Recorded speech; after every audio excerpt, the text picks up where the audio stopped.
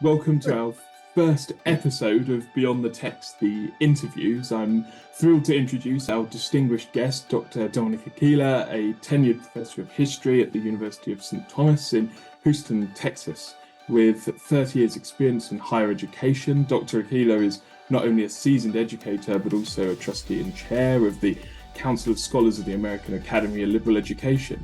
His expertise extends to areas such as history, opera, culture, and higher education.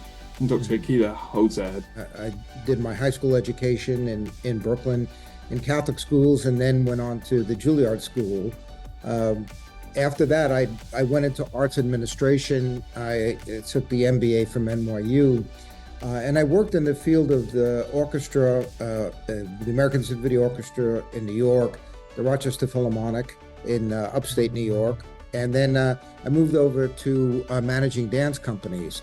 And then I met a wonderful man, the grand synthesis, at least in the Western tradition, of the unity of faith and reason, the unity of all knowledge, seeing a kind of circle of knowledge.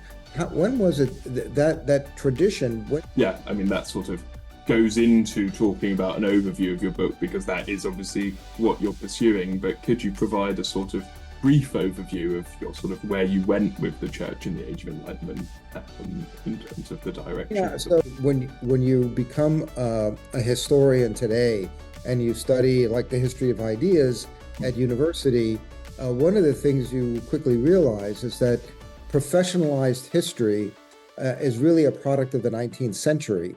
And it's predominantly a function of Protestant views of things. So